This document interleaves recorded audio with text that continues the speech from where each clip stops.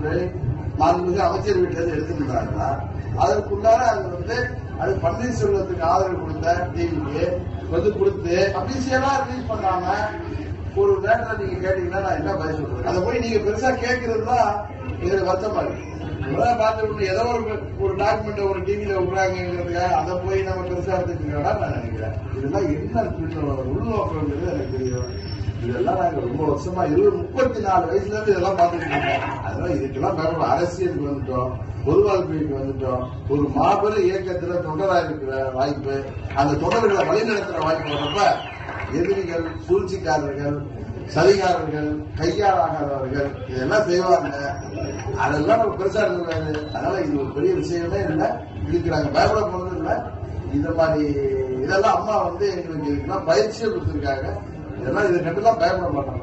இதெல்லாம் எங்க பிளட்டுமே கிடையாது. ரத்தத்திலேயே தைரியம் என்பது ஊட்டு வழக்கம். ஒரு தமிழ் சமுதாயத்திலே பிறந்தவர்கள், அம்மா அவர்களால் பயிற்சி பெற்றவர்கள்.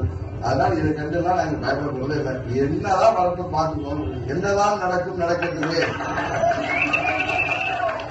அப்படிங்கிற தலைவருடைய வழித்தோன்றல்கள் நாங்கெல்லாம் வாரிசுகள் 1.5 கோடி பேர்.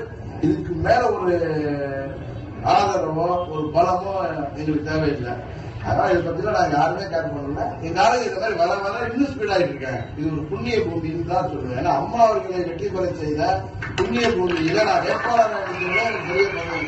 அம்மா கோயில வேட்பாளர் அளிக்கிறது தான் நான் எனக்கு அதை விட ஒரு உயர்ந்த பதவியே இல்லைன்னு நினைக்கிற மாதிரிதான். அதனால எது நடந்தாலும் அதான் சொல்றேன், என்னதான் நடக்கும் நடக்கட்டுமே, இருட்டின் நீதி மலையட்டுமே. நாங்க ஜெயிச்சிடக்கூடாது. இதுதான்